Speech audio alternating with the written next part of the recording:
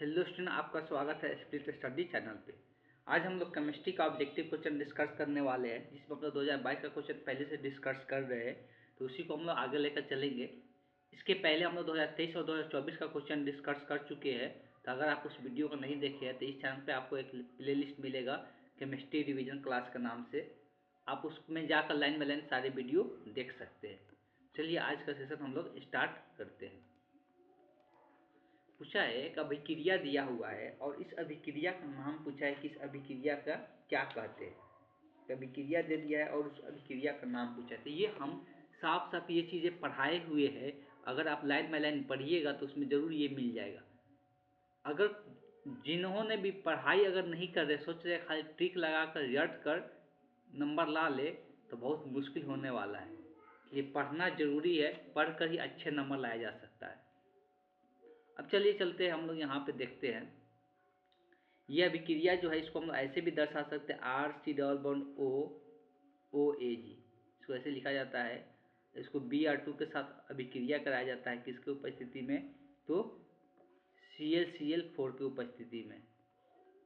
तो ये क्या बन जाता है, तो हेलो एल्केन का निर्माण हो जाता है। तो अगर ये ढूंढने का भी एक तरीका होना चाहिए, इसको कहाँ पे ढूंढेंगे, तो ऑब्वियस है कि इसको हेलो एल्केन में जाकर ढूंढेंगे। तो यहाँ पे ये क्या हो रहा है, आर मतलब ये वाला आर, यहाँ से बॉन्ड ये क्या हो जाए, टूट जा रहा है और यहाँ पे क्या जुड़ जा रहा है, Br जुड़ रहा है। तो आर Br का निर्माण हो जा रहा है और प्लस में AgBr बन रहा है, 2 Br है ना, प्लस में CO2 का भी निर्माण होता है। तो मुख्य उत्पाद हम लोग यहाँ पर क्या हो रहा है, हेलो एल्केन का निर्माण हो रहा है। मतलब हेलो एल्केन का बनाने की विधि में अगर जाकर ढूंढिएगा तो ऑब्वियस है कि ये मिल जाएगा। और इस अभिक्रिया को हम लोग क्या कहते थे, इस अभिक्रिया का नाम हम लोग लिखे थे हंसडीकर। क्या, हंसडीकर अभिक्रिया। तो इसको हम लोग क्या कहते हैं, हंसडीकर अभिक्रिया के नाम से जानते हैं। तो इस क्वेश्चन का जो करेक्ट ऑप्शन होगा, option be the correct option हो जाएगा। चलिए चलते हम लोग नेक्स्ट क्वेश्चन देखते हैं। यहाँ पे बोला है कि अभिक्रिया का वेग लिखना है। देखो, हम पहले शुरुआत से कहते आ रहे हैं, जो अभिक्रिया का वेग लिखा जाता है तो वो अभिक्रिया अगर 2 से 3 स्टेप में होता है तो उसमें जो ये आगे में अणु दिया रहता है वही उसका पावर नहीं बनता है। जैसे कि हम लोग लिखते हैं ना कि अगर एक ही स्टेप में ये अभिक्रिया हुआ है, अगर एक ही स्टेप में ये अभिक्रिया हुआ है, तो अगर इसमें और कोई स्टेप नहीं है तो डायरेक्ट इसका रेट जो है लिख सकते हैं। ए के सांद्रता को ऐसे दर्शाते हैं, इसका जो आगे में अणु रहता है वही पावर में भी हो सकता है, नहीं भी हो सकता है। ये कब हो सकता है कब नहीं हो सकता है, तो ये हो सकता है कब, जब इसका और कोई ये कॉम्प्लेक्स अभिक्रिया नहीं हो, जटिल अभिक्रिया नहीं हो, मतलब ये एक से ज़्यादा स्टेप में नहीं हुआ हो, तब जाके यही पावर इसके ऊपर आ जाता है। लेकिन एक से ज़्यादा स्टेप में हुआ रहता है तो ये पावर इसके में नहीं आता। लेकिन ये जो अभिक्रिया दिया हुआ है ये एक से ज़्यादा पार्ट में हुआ है, इसलिए ये डायरेक्ट जो जो दो घात है वो इस अभिक्रिया का दर नहीं होगा, वो इस अभिक्रिया का दर नहीं होगा। इस बात को ध्यान में रखना है। चलिए चलते हैं, इसको हम लोग चेक करते हैं कि हम लोग किस प्रकार से इस अभिक्रिया को लिख सकते हैं। हो सकता है कि यह अभिक्रिया यहाँ पर कुछ गलत लग रहा है, क्वेश्चन में यहाँ पर लिखा हुआ है जो घात होना चाहिए 2 है कि नहीं है, ना कुछ मिस्टेक दिख रहा है। ठीक है, तो ये दो टाइप का अगर 2 स्टेप में हो रहा है तो एक तीव्र गति से हो रहा है और एक मंद गति से हो रहा है। तो अभिक्रिया का जो वेग लिखा जाता है या रेट लिखा जाता है वो मंद गति से होने वाले अभिक्रिया के वेग रेट लिखा जाता है। यहाँ पर क्या है, के है, तो यहाँ पर के यूज कर सकते हैं या K2 यूज कर लेते हैं। मंद गति का अभिक्रिया के लिए इसका जो वेग स्थिरांक है उसको K2 यूज कर लेते हैं, और इसमें जो अभिकारक होता है उसी को यहाँ पर लिखा जाता था। अभिकारक का पावर आगे में कोई भी पावर नहीं है, मतलब एक एक रह जाएगा, तो O और O3। लेकिन बेसिकली अभिक्रिया तो ये तो इंटरनली पार्ट है ना। अभिक्रिया का वेग हम लोग किसके रूप में दर्शाना होगा, तो O3 के रूप में दर्शाना होगा। तो O3 के रूप में इसको हम कैसे दर्शाएंगे, O3 के रूप में इसको हम कैसे दर्शाएंगे यही सीखना है। ये तो अभिक्रिया का रेट हो गया, लेकिन यहाँ से हमको O को हटाना होगा और इसको O3 के रूप में लेके आना होगा। ठीक है, बात क्लियर है, इसको हमको O3 के रूप में लेके आना होगा। अब यहाँ पे आते हैं, जब इसको हमको O3 के रूप में लेके आना है और इसके लिए अगर मान लो कि यह अभिक्रिया है 2O3 से 3O2 बन रहा है, तो इसके अगर रेट का बात करें, इसका अगर हम लोग वेग स्थिरांक लिखे, इसको हम लोग के से दर्शाते थे। एक स्थिरांक लिखने का फॉर्मूला बताया गया था। जो उत्पाद होता है उसको ऊपर में लिखते हैं और उसका जितना गुणांक रहता है उसके ऊपर पावर में लिख देते हैं, और जो प्रतिफल रहता है उसको हम लोग नीचे में लिखते हैं। तो इसको ऐसे भी लिख सकते हैं, इसको हम लोग ऐसे भी लिख सकते हैं। ठीक है, कोई बात क्लियर नहीं, इसमें कोई दिक्कत नहीं है। अगर हम चाहते हैं यहाँ से हम ओ, यहाँ से तो ओ है नहीं, O3 है, पहले हम यहाँ पर O2 का मान निकाल लेते हैं। तो ये इधर भाग में है तो उधर चला जाएगा गुना में, तो O2 के पावर 3 बराबर क्या लिखाएगा, K इंटू O3 के पावर 2। इसको भी समीकरण 1 करके भी छोड़ देते हैं। ठीक है, हमको यहाँ से O को हटाना है, तो इसके लिए हम ये वाला अभिक्रिया को लेते हैं, ये वाला। इसमें अगर हम लोग देखते हैं तो इसको हम K1, इसका वेग स्थिरांक K1 से दर्शाते हैं। इस वाला अभिक्रिया के लिए कौन सा, O3 के लिए हमको जैसे भी करके यहाँ से O को हटाना है, सिर्फ O3 के रूप में लाना है। ठीक है, तो यहाँ का अगर वेग स्थिरांक लिखेंगे तो O2 और फिर यहाँ पर क्या आएगा, O आएगा, O2 और O आएगा, अब बट्टे में क्या हो जाएगा, O3 हो जाएगा। हमको यहाँ से O का अगर मान निकालते हैं तो O का मान कैसे निकलेगा, थोड़ा सा ध्यान दे। यहाँ से अगर हम O का मान निकालते हैं तो ये किस प्रकार से निकलेगा। अच्छा, यहाँ से भी O3 चेंज कर सकते, चलो अभी इतना पर छोड़ते हैं। तो अगर हमको यहाँ से O का मान निकाल के अगर यहाँ पर रिप्लेस कर दे तो हम अभिक्रिया का दर लिख सकते हैं। तो यहाँ से पहले O का मान निकालते हैं, तो O इंटू O2 का अगर मान पहले लिखते हैं तो क्या लिखाएगा, K1 into O3 लिखाएगा, K1 into O3 लिखाएगा। तब अगर यहाँ से O का मान निकालते हैं तो O का मान जो निकल के आएगा K1 into O3, K1 into O3 बट्टे में क्या आ जाएगा, यहाँ से O2 बट्टा में आ जाएगा, तो O2 यहाँ पर बट्टा में आ गया। अब अगर यहाँ पर हम इसका मान रख देते हैं तो यहाँ पर देख सकते हैं, जब यहाँ पर इसका मान रखेंगे तो K इंटू O का मान रखना है K1, यहाँ K2 यूज किए ना, K2 यहाँ पर क्या हो जाएगा, यहाँ पर O3 है। ठीक है, O3 बटे में है नीचे में O2 और यहाँ पे है O3, इतना लिख दिए हम। अब देखा जाए तो यहाँ से कंफ्यूज नहीं होना है। एक और यहाँ पर बात ध्यान में रखना है, जो इसका वेग स्थिरांक होता है, जो इसका वेग स्थिरांक होता है, जो इसका वेग स्थिरांक होता है, तो ये रिजल्टेंट अभिक्रिया है और ये दोनों इसका पार्ट है। तो इसका जो वेग स्थिरांक होता है रिजल्टेंट का, वो पहला और दूसरे के गुणनफल के क्या होते हैं, बराबर होते हैं। पहला और दूसरे के गुणनफल के बराबर होते हैं। तो ये भी चीज़ यूज कर सकते हैं हम लोग को, जो मान निकालना है उसके मान को निकालने के लिए। अब यहाँ पर K1 और K2 को हम लोग क्या लिख सकते हैं, K लिख सकते हैं, दिखाई दे रहा है, इसको हम लोग क्या लिख सकते हैं, K लिख सकते हैं। और यहाँ पर O3 के पावर कितना आ जाएगा, 2 आ जाएगा, तो यहाँ पर बन जाएगा ये K, और यहाँ पर O3 मिल के O3 के पावर हो जाएगा 2, और यहाँ पर O2 जो है नीचे में है, अगर इसको ऊपर में लिखते हैं तो इसका पावर कितना हो जाएगा, -1।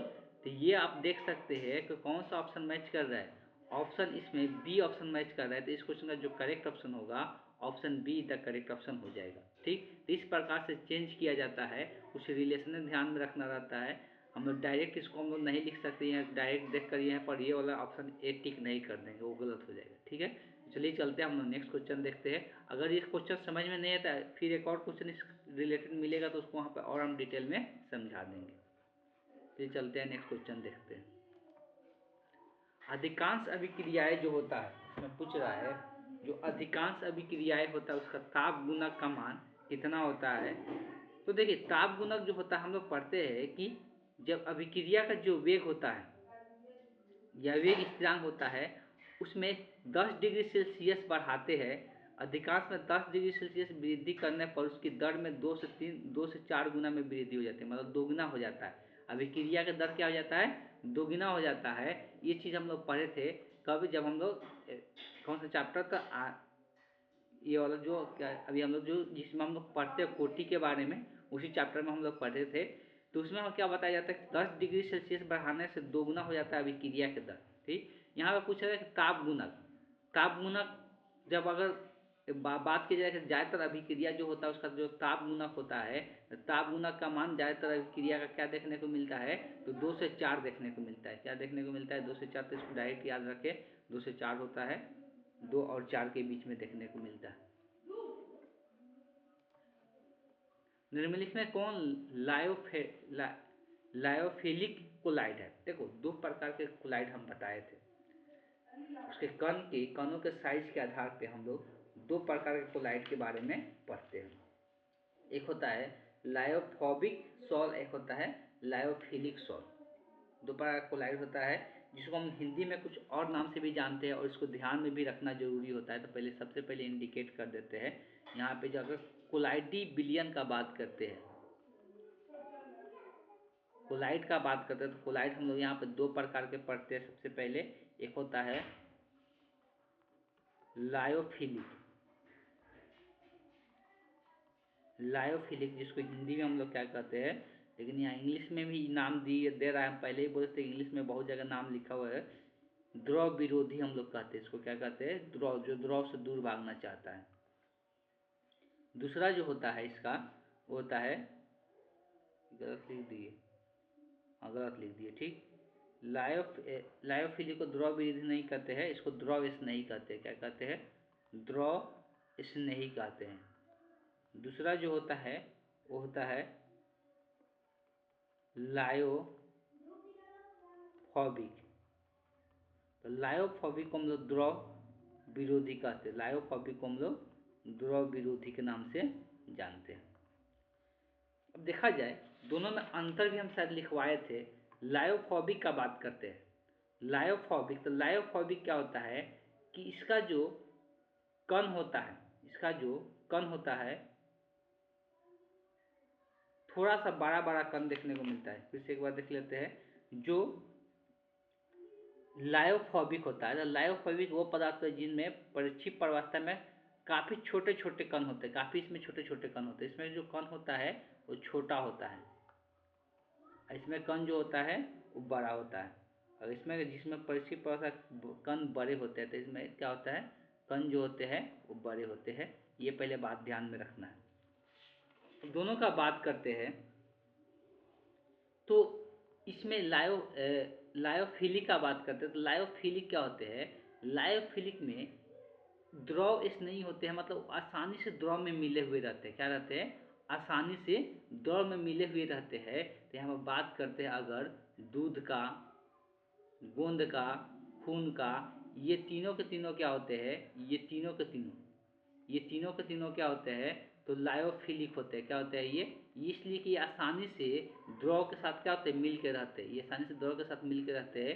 लेकिन जो कुहासा होता है वो आसानी से द्रव के साथ नहीं मिल के रहते हैं, इसीलिए इसको हम लोग क्या कहते हैं, लायोफोबिक के नाम से जानते हैं, लायोफोबिक कहते हैं इसको।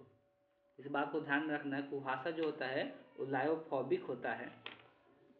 और भी कुछ एग्जाम्पल लिखना चाहते हैं तो लिख सकते हैं। एग्जाम्पल के रूप में बहुत सारा हो सकता है, जैसे कि अगर हम लोग पहले बात करेंगे लायोफोबिक, तो लायोफोबिक का जो उदाहरण होता है यहाँ पर इंडिकेट कर देते हैं। तो लायोफोबिक का उदाहरण है सोना। सोना जो है वो लायोफोबिक है। ये अन्य जो भी धातुएं होते हैं और अन्य धातुएं, लियोफिलिट का बात करेंगे, लियोफिलिट का बात करेंगे तो लियोफिलिक जो होते हैं, तो लियोफिलिक का एग्जाम्पल भी बहुत सारा होता है। जैसे प्रोटीन हो गया, स्टार्च हो गया, रबर हो गया, जिलेटिन हो गया, गोंद हो गया। तो ये सब जो एग्जाम्पल है लायोफिलिक का एग्जाम्पल है। लायोफोबिक का एग्जाम्पल यहाँ पर सोना कुछ दिया हुआ, तो ये कम पूछता है। कुहासा भी यहाँ पर एक एग्जाम्पल हो गया। तो इसमें पूछा है कौन नहीं है, तो कौन हो जाएगा, कुहासा हो जाएगा। तो इस क्वेश्चन का जो करेक्ट ऑप्शन होगा option see the correct option हो जाएगा। चलिए चलते हैं, नेक्स्ट क्वेश्चन देखते हैं।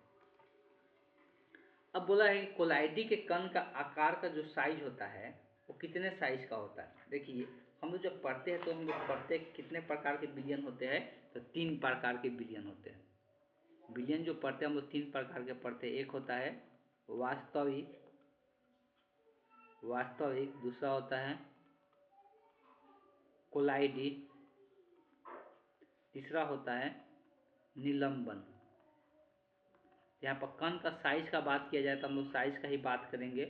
तो साइज का बात करेंगे तो अगर हम लोग वास्तविक बिलियन के कण का साइज का बात करेंगे तो ये 10 के पावर से होता है, छोटा होता है। जो कण होता है तो कण का साइज जो होता है 10⁻⁷ सेंटीमीटर से छोटा होता है। ये सेंटीमीटर में दिया हुआ है। और कोलाइटी का बात करेंगे तो ये -10⁻7 से लेके -10⁻5 तक होता है। और इसका बात करेंगे तो इस कण का माप जो होता है 10⁻5 से क्या होता है, बड़े होते हैं। ठीक है, तो ये तीनों कंडीशन याद रही है, इतने के बीच में होते हैं, इससे छोटा होता है।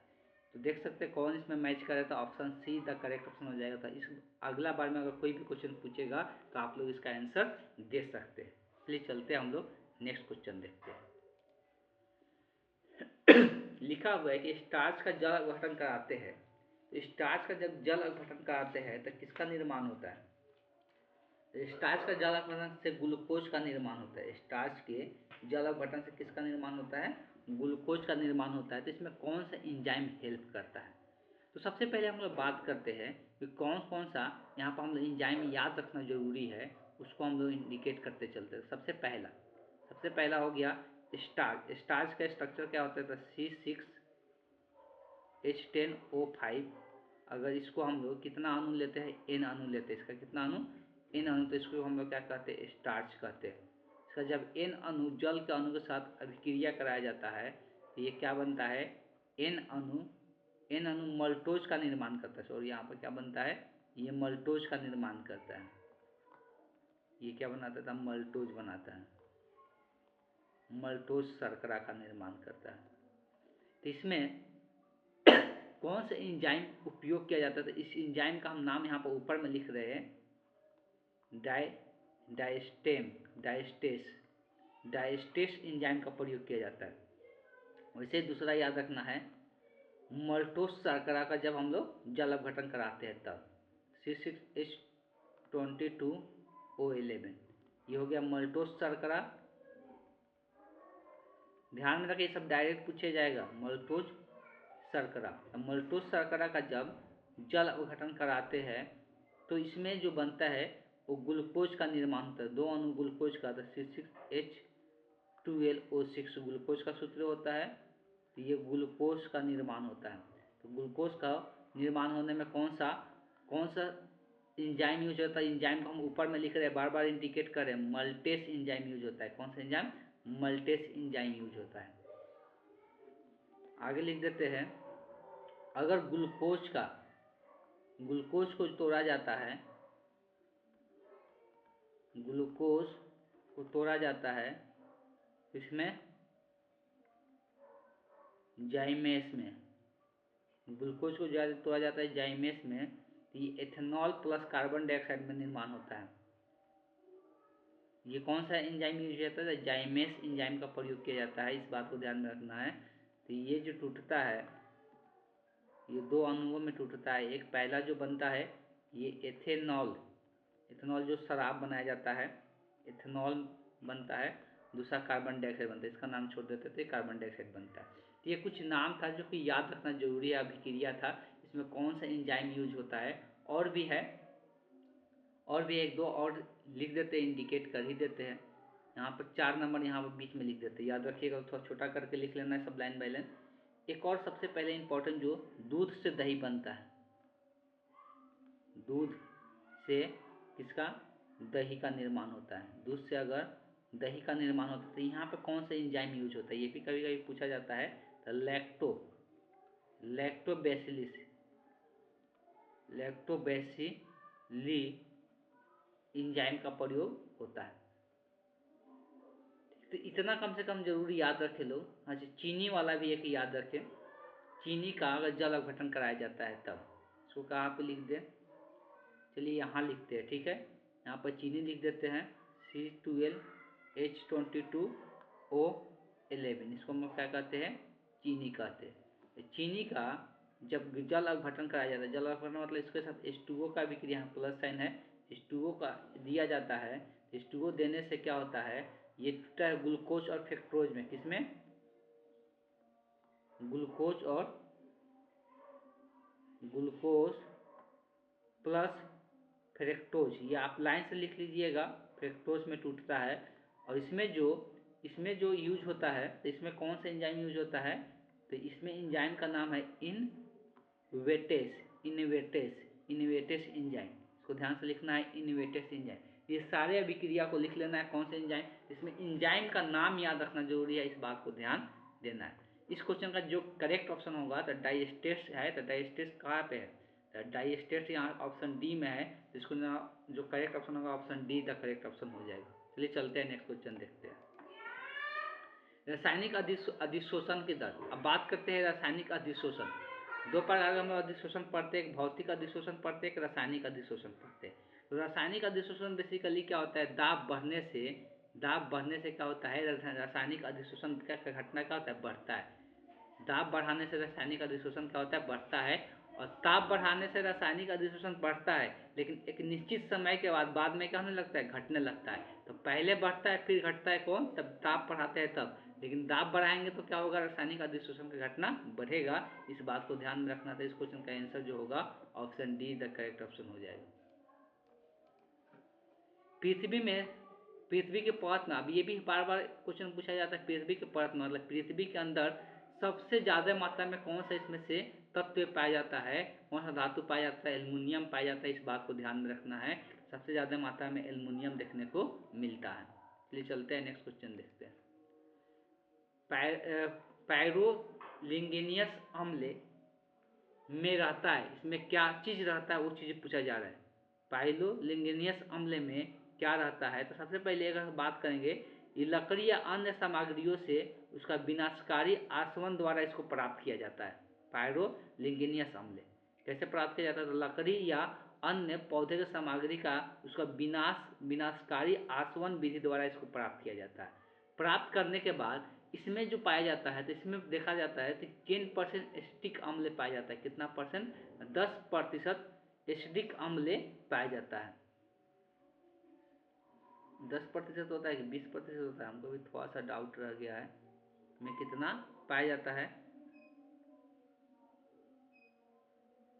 सर यहाँ 20% पाया जाता है, इसमें 10% नहीं पाया जाता है। कितना पाया जाता है, तो 20% एसिडिक अम्ल पाया जाता है। इसको सही कर लीजिएगा लोग, इसमें 20% एसिडिक अम्ल पाया जाता है। एसिडिक अम्ल का स्ट्रक्चर याद होना चाहिए, CH3 C double bond OH, इसको हम एसिडिक अम्ल कहते हैं। ठीक, चलिए चलते हैं हम लोग नेक्स्ट क्वेश्चन देखते हैं। अब ये पूछा है कि ये प्राइमरी अमीन है, सेकेंडरी। अल्कोहल, अगर यहाँ पे अल्कोहल, यहाँ पर क्या रहता है, NH2 की जगह क्या रहता है, OH रहता।